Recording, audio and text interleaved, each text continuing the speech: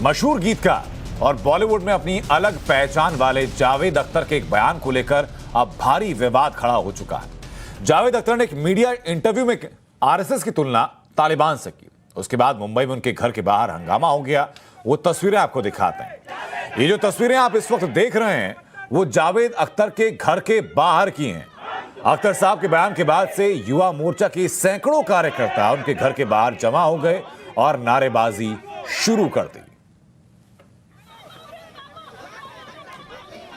ये तस्वीरें आपको जावेद अख्तर के घर के बाहर की हम दिखा रहे हैं, जहां जावेद अख्तर ने जैसे ही ये बयान दिया, आरएसएस की तुलना तालिबान के साथ की। बीजेपी विधायक राम कदम ने इसका विरोध किया। युवा मोर्चा के तमाम कार्यकर्ता सैकड़ों की संख्या में जावेद अख्तर के घर के बाहर जमा हुए। उनका फोटो लेकर के, पोस्टर लेकर के नारेबाजी की जा रही है और ये मांग की जा रही है कि जावेद अख्तर अपने इस बयान को वापस लें और माफी मांगे, क्योंकि उन्होंने आरएसएस की तुलना तालिबान से कर दी।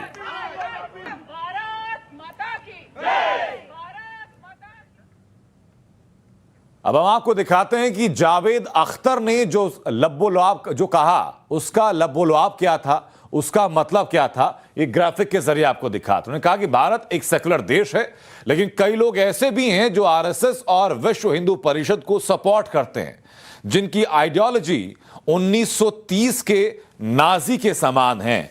नाजी हिटलर और मुसोलिनी को ये नाजी मानसिकता कहा जाता है। उन्होंने कहा कि 1930 के नाजी के समान है। आरएसएस का समर्थन करने वालों की मानसिकता भी तालिबानियों की जैसी है। आरएसएस का समर्थन करने वालों को आत्म परीक्षण करना चाहिए। आप जिनका समर्थन कर रहे हैं उनमें और तालिबान में क्या अंतर है? उनकी जमीन मजबूत हो रही है और वो अपने टारगेट की तरफ बढ़ रहे हैं। दोनों की मानसिकता एक है। एक मीडिया इंटरव्यू में जावेद अख्तर ने कहा है, जो आपको उनका स्टेटमेंट दिखाया, कि भारत एक सेकुलर देश है और सेकुलर देश के साथ साथ उन्होंने कहा कि कई लोग ऐसे जो कि वीएचपी और आरएसएस की आइडियोलॉजी से संबंधित हैं, उसको मानते हैं, वो तालिबानियों जैसे हैं। और इस बयान के बाद बीजेपी सड़कों पर है। तो अख्तर साहब से बयान वापस लेने की मांग की जा रही है।